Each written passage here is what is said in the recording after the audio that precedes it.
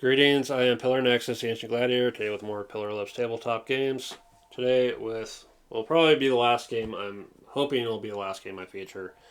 Here I Stand, Wars of the Reformation, 500th Anniversary Edition, second printing. The goal of the game is to win through one of several methods. If you have the most victory points at the end, you win. Or when the game is called. If you have out enough of your key markers to open up the auto win space, you win. The key spaces you're trying to control are squares. So, let's say you take control of that space, you now have another key opened up. And those affect your cards and your basic victory points. If you're playing as the Protestants, you are trying to convert Catholic locations to Protestant locations, which will be shown as being flipped. And flipping 50 of those locations to Protestant influence will win. There's bonus victory points to be gained from piracy, getting the heir of England born, building chateaus, building St. Peter's. When theological debates between the Protestants and papacy lead to debaters getting burnt at the stake or disgraced, there's points from that. There's points to be found in the New World as well. But basically, the way the game's going to work in general, you'll have your hand of cards every turn. As the turns go by, there will be more cards added. But they will have numbers and they will have events. Numbers are command points. They are how you do stuff during the action phase. Events are things you can do instead.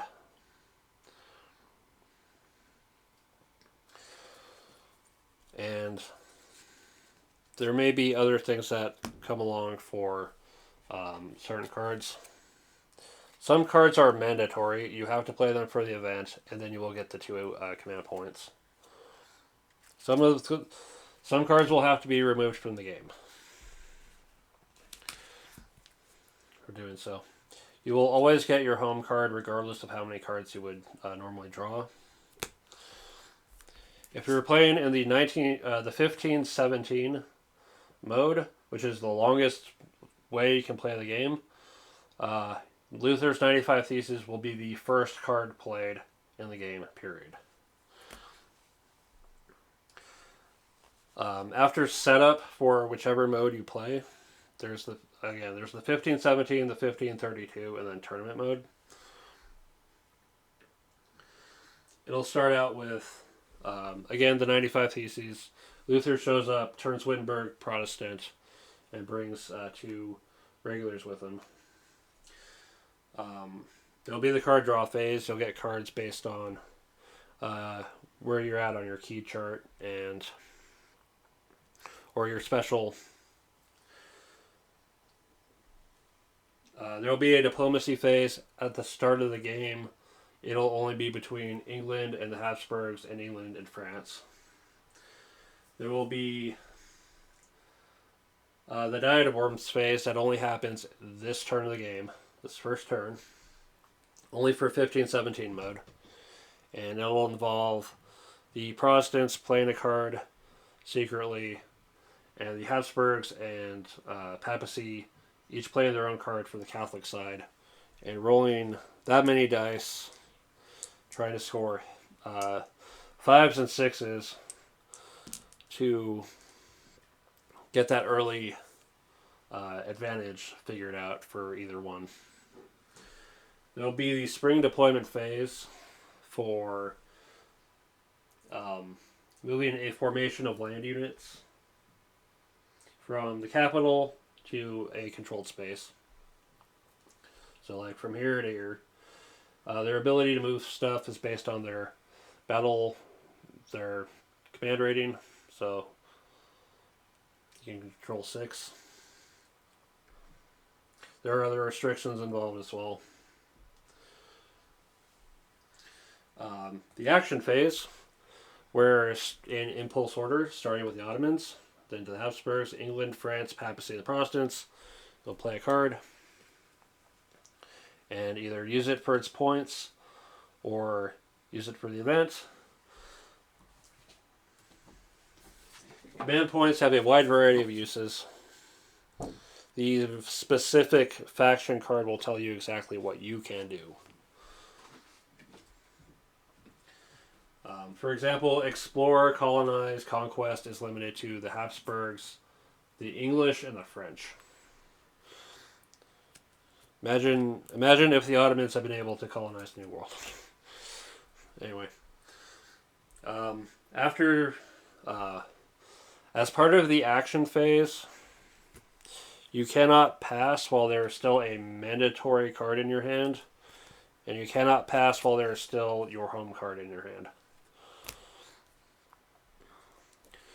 And I believe you have to be down to your admin rating and cards before you can pass as well. So Martin Luther can hold 2 cards. But that helps with your future planning. As part of the action phase, there's moving units, there's fighting, there's getting more military units.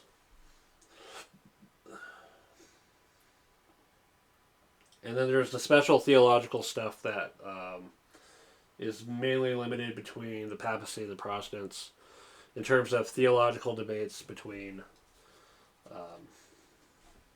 the papal debaters and the Lutheran debaters. The Lutherans can debate in the German language zone. So the language zones are German, Italian, Spanish, French, and English. Anything that's not part of that is not considered a language zone. The Lutherans can debate in the German language zone. The Calvinist debaters can debate in the French. And the Anglican debaters can debate over in England. By converting spaces to Protestant influence, it improves the Protestant position while cutting down the papacy's control. The English home spaces that are under Protestant influence can provide bonuses to them, points-wise.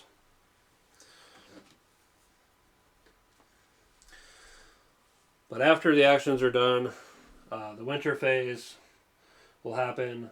Loan markers for loaned naval units will be returned. Naval units will be sent to the closest port, so on. At a regular to each friendly control capital. Debaters will flip to their uncommitted side. I'm not sure which side is committed or not. But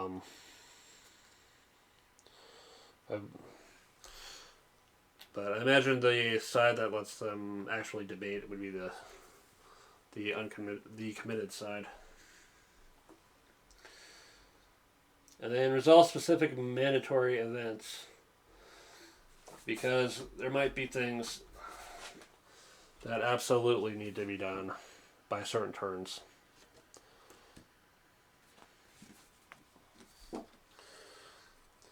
And then New World phase, resolve the voyages of exploration and conquest.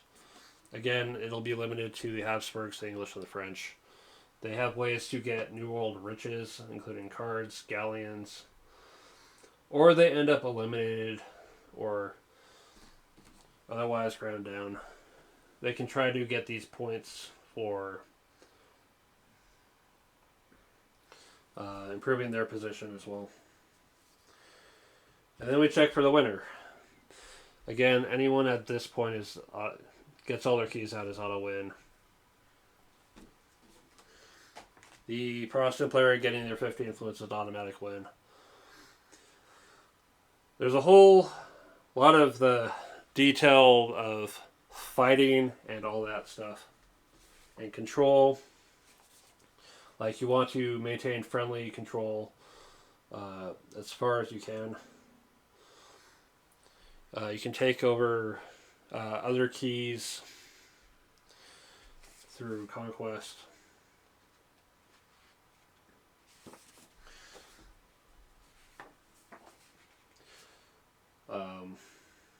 There's basically just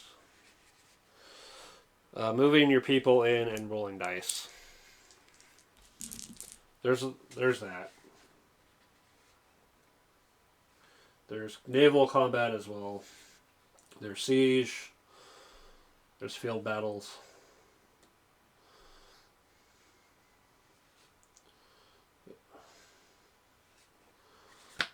Yep. Yeah, I haven't really. I'm still going over this rule book. This is a beast to go through. But I wanted to at least feature the basic stuff, and maybe that'll motivate me to go through this a little bit deeper. So you're maybe wondering, if I haven't really gone through the game that much, why am I already willing to say that I like the game? As I've said before with Britannia and games like that, it's the ability to mess with history a little bit and have fun exploring history that way. Any way that lets you explore history in a fun way, like a board game or cooking or something, is always awesome in my book. And for some reason, it's this period of time that always just captured my curiosity the most. We have the religious juggernaut that is Catholicism in the 1500s and earlier, and out of nowhere we have, someone willing to step up and like really challenge that. And I always thought, that's actually pretty interesting. I want to know more. And that was an attitude that kind of got my curiosity early in my school years, but I never got to follow through with it very far. So now that I have a chance to revisit that period of time through a board game, I'm just really intrigued by it. We've got powers that are trying to deal with the new world. We've got theological clashes. We have the Ottoman Turks that are just coming out of nowhere and doing crazy pirate shit. It's awesome. It's awesome. It's epic. It's a game for a weekend for your history friends or people that want a challenge, a really big challenge of a game. This is bordering on advanced civilization length, almost. I think once people get the rules down, it can go a little bit faster. The game is also open to like the 1532 mode, which makes the gameplay a little bit quicker by getting people up to speed in terms of progress. There's the tournament mode for making the victory point limit a little bit lower, as well as messing with the cards. So a little note on this specific printing. They failed to print certain counters. They are short 1 papacy counter. They are short a 2 red regular, a 1 yellow, and a 1 green, and 1 excommunication token if you ever, manage to excommunicate everybody. But they have, GMT has said that they're working on it, so good for them. But yeah, this game has been printed before. It's nice to see that they're willing to keep the game in print. for the people who do care about this game and its gameplay. And I'm definitely going to be reading through a little bit more thoroughly and finding a weekend to teach this game to a group of players and play it and have fun. So I said this is probably going to be the last Pillar Loves Tabletop Games episode. I make no guarantees on that, but for the foreseeable future, I probably should stop buying board games completely. This one was kind of expensive, and I'm looking at my gigantic collection of board games in my locker over here and the shelves over there. And I'm thinking, okay, I got enough. It's time to play the games I actually have and learn them all as best as I possibly can. So, thank you very much for watching. Thank you very much for supporting the Pillar Loves Tabletop Games series. And I'm going to see where my content creation road goes from here. Alright, this has been Pillar Nexus. I'll see you next time.